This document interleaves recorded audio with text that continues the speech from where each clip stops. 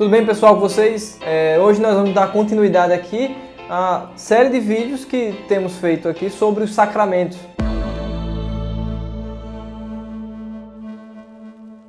Quem são as pessoas que devem ser batizadas? Bom, nós podemos inferir das Escrituras e ver claramente dos textos que devem ser batizados os adultos, que creem, que manifestam fé em Cristo. Já nos diz lá em Marcos capítulo 16, verso 16, que quem crê e for batizado será salvo. Não há muita discussão acerca dos adultos que creem e manifestam fé em Cristo, de que eles devem ser de fato batizados. Agora, uma outra questão surge. E em relação às crianças? Devem ser as crianças também batizadas? Conforme as Escrituras nos ensinam, podemos sim crer que as crianças que são filhas de pais crentes, ela deve sim ser batizada, ela deve sim ser incluída na igreja. Não sei se você se recorda, mas no vídeo anterior eu falei aqui sobre este aspecto do conceito de batismo, que é da inclusão da pessoa que é batizada na igreja. Assim como a circuncisão que ocorria no Antigo Testamento fazia com que alguém fosse incluído na comunidade de Israel.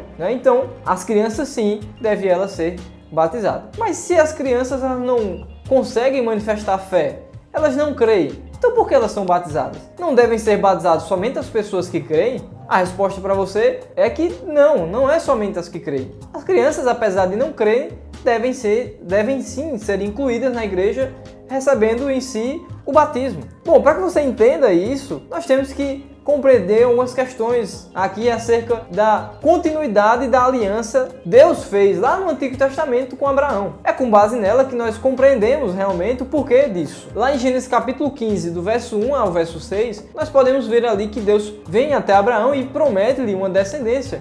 Na verdade, ele pede até que ele olhe para os céus e veja que a posteridade dele há de ser numerosa como as estrelas. E também, posteriormente, ali no capítulo 17, do versículo 1 ao 7, nós vemos que Deus ele firma uma aliança com Abraão. E nesta aliança que ele firma, nós podemos ver ali, especialmente no versículo 7, que essa aliança ela é firmada não somente com Abraão. O texto diz que a aliança é com Abraão e com a descendência de Abraão. Nós temos que entender que essa aliança que foi feita com Abraão, ela não findou, ela não deixou de existir. Até hoje ela vigora. Portanto, qualquer pessoa com quem Deus firme uma aliança, qualquer pessoa que manifeste fé em Deus, em Cristo, se comprometa a viver em obediência a Ele, essa pessoa também fará o mesmo que Abraão, uma aliança com Deus, para que tanto ela quanto a sua descendência sirvam a Deus e façam parte da aliança, façam parte do pacto que é firmado aqui. Nós podemos ver essa continuidade em diversos textos da Escritura, e aqui eu vou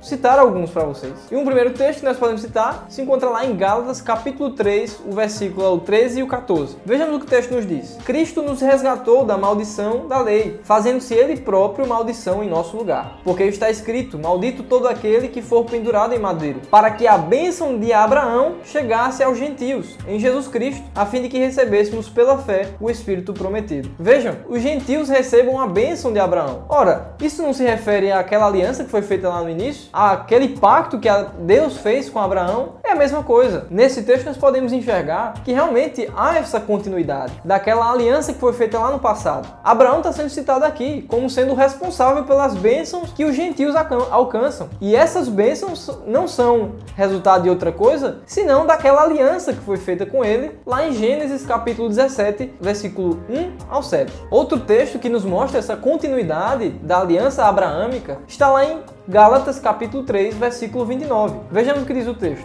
E se sois de Cristo, também sois descendentes de Abraão, e herdeiros segundo a promessa. Esses herdeiros segundo a promessa são realmente aqueles descendentes lá de Abraão. Lembra que o pacto era firmado entre Abraão e os seus descendentes? Certo.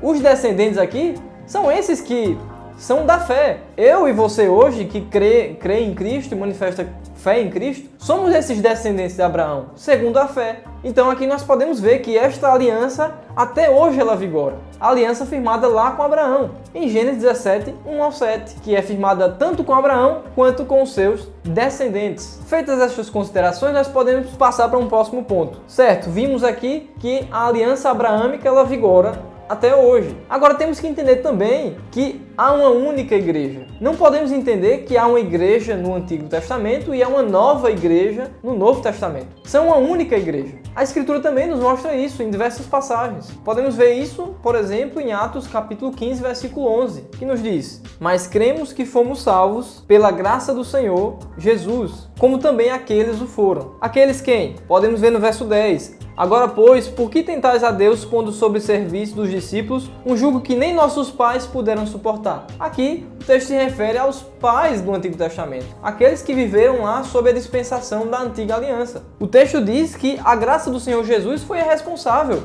pela salvação deles. Um outro texto que nos mostra essa continuidade da igreja, de que a igreja não é bipartida, é o texto em que o próprio apóstolo Pedro ele começa a atribuir à igreja vários adjetivos que normalmente eram atribuídos lá à congregação de Israel. E esse texto se encontra em 1 de Pedro, capítulo 2, versículo 9. Vejamos o que diz: "Vós, porém, sois raça eleita, sacerdócio real, nação santa, povo de propriedade exclusiva de Deus, a fim de proclamar as virtudes daquele que vos chamou das trevas para a sua maravilhosa luz." São vários adjetivos aqui que normalmente eram atribuídos lá à congregação de Israel, mas que aqui são lançados sobre a igreja de Cristo, a igreja de Deus no Novo Testamento. Então vemos que é uma igreja só. Um último exemplo que eu posso dar para você, eu poderia passar aqui um bom tempo, dando exemplos e mais exemplos, mas atentemos ali para Romanos capítulo 11, em que Paulo ele traz um exemplo da igreja como sendo uma oliveira. E o texto lá vai tratar os gentios como sendo enxertados ali, ramos que são enxertados nesta oliveira. Então não é uma oliveira que mudou, a oliveira é a mesma.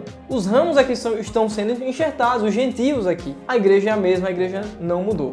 Então, o motivo pelo qual a igreja era salva é o mesmo, é Cristo, é a graça de Deus. Vimos isso aqui no texto de Atos, capítulo 15, versículo 11. Também, Gálatas nos diz que Abraão, lá em Gálatas capítulo 3, que Abraão creu no Evangelho, o Evangelho que foi pregado a Abraão, que é o mesmo Evangelho que nos é pregado hoje. Então vemos aí que a igreja é a mesma. Levando essas questões em consideração, de que a aliança feita lá com Abraão, ela não acabou, ela não deixa de existir, ela vigora até o presente momento e alcança os gentios por sua vez, e de que a igreja de Deus ela é a mesma, conforme alguns textos que eu citei aqui para você. Ela não mudou, a igreja de Deus ela continua sendo uma igreja só, apesar que uma vivia sob uma dispensação e a outra agora vive nesta, que é a nova, mas é a mesma igreja. Então, considerando isso, nós podemos entender o seguinte: se lá no Antigo Testamento, com base na aliança que foi feita com Abraão, as crianças ou os filhos dos crentes eram incluídos ali na aliança por meio da circuncisão, por que não dizer então que no Novo Testamento os pais crentes não possam fazer o mesmo? Incluir assim os seus filhos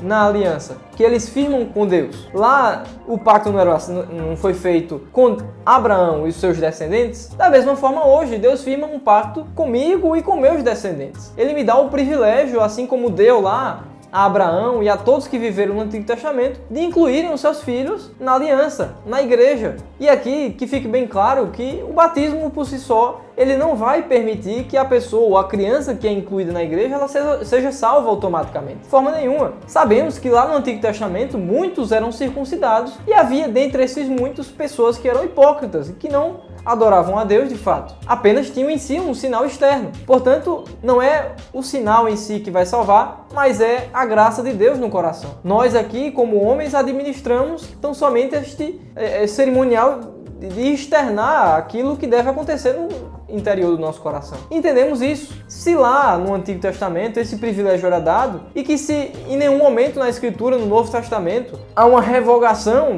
deste privilégio, ele deve continuar. Se entendermos que a igreja ela é a mesma, que a igreja não mudou, podemos entender também que todos os privilégios que eram concedidos à igreja lá no Antigo Testamento vigoram para a igreja de hoje. Não é a igreja não é a mesma? Então, Deus teria que, na verdade, aqui no Novo Testamento, dizer: olha, aquilo que eu falei para vocês não está valendo mais. Ocorre que a gente não vê nenhuma passagem nesse sentido. Muito pelo contrário. Podemos ler lá em Atos, capítulo 2, versículo 39, o seguinte: pois para vós outros é a promessa, para vossos filhos e para todos os que ainda estão longe. Veja, a promessa é para vocês, os que creem, e é para vossos filhos também. Isso é praticamente o mesmo texto que lemos lá, podemos ler em Gênesis capítulo 17, versículo 7, em que nos é dito: estabelecerei a minha aliança entre mim e ti e a tua descendência. A promessa não é somente para vós outros, mas para vossos filhos e para os que estão longe. Veja a semelhança. E aqui nós entendemos realmente que é uma continuidade desta aliança que era feita no Antigo Testamento. Também podemos ver no Novo Testamento inúmeros casos em que famílias inteiras eram batizadas. Atos 10, do versículo 34 ao 48, vai trazer ali a conversão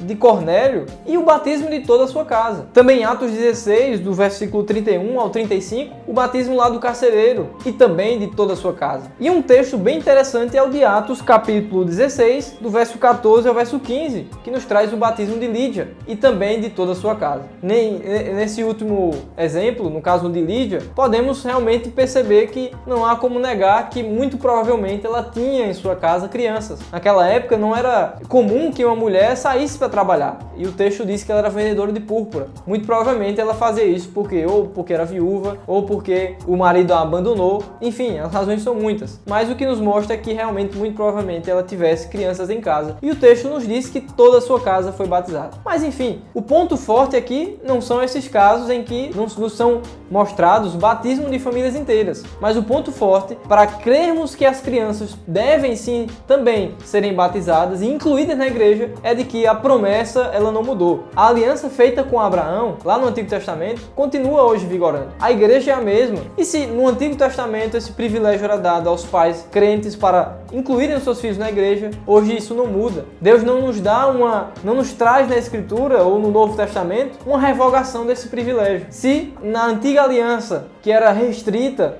que era menor ali e trazia vários empecilhos, os filhos poderiam receber esse privilégio, quanto mais agora na aliança da graça do Senhor Jesus Cristo. Pois bem, eu espero que vocês tenham compreendido bem esse assunto. Eu sei que podem ter ficado algumas pontas soltas, eu não ter abordado algum assunto ou outro, mas isso pode ficar para uma próxima ocasião em que novamente nós abordemos esse assunto. Não esqueça de se inscrever no canal, ativar as notificações, nos acompanhar nas redes sociais. Qualquer dúvida é só nos chamar aí e nos perguntar alguma coisa. Eu agradeço você que ficou até aqui e até o próximo vídeo.